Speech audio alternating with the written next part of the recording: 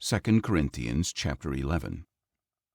I hope you will bear with a little of my foolishness, but you are already doing that.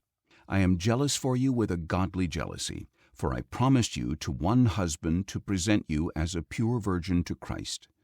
I am afraid, however, that just as Eve was deceived by the serpent's cunning, your minds may be led astray from your simple and pure devotion to Christ.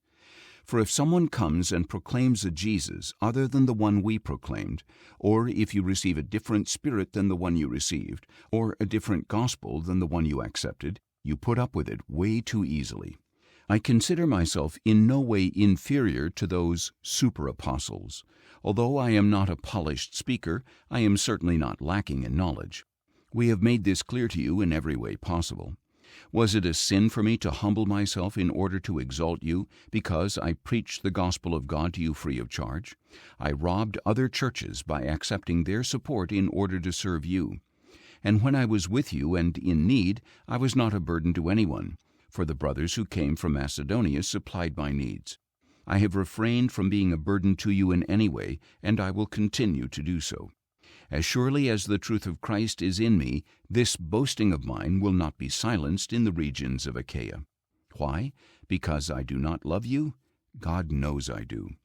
But I will keep on doing what I am doing in order to undercut those who want an opportunity to be regarded as our equals in the things of which they boast.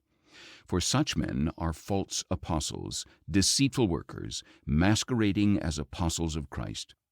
And no wonder, for Satan himself masquerades as an angel of light.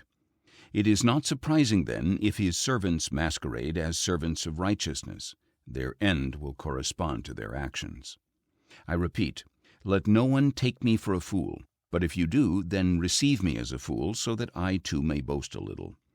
In this confident boasting of mine, I am not speaking as the Lord would, but as a fool. Since many are boasting according to the flesh, I too will boast.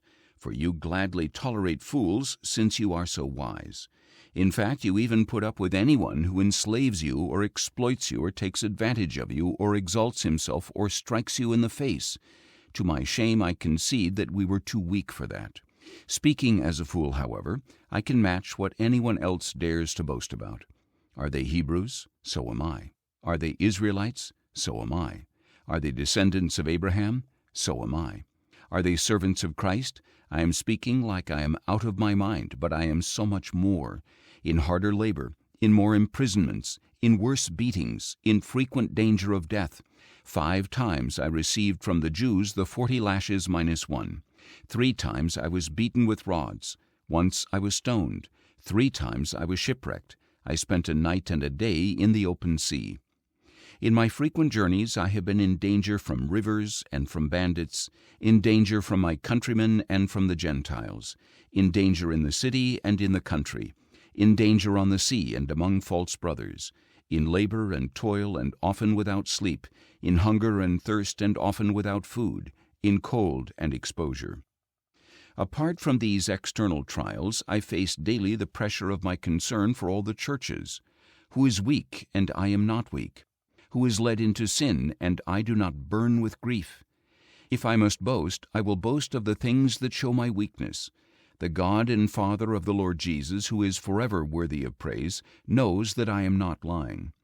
In Damascus, the governor under King Aretas secured the city of the Damascenes in order to arrest me, but I was lowered in a basket through a window in the wall and escaped his grasp.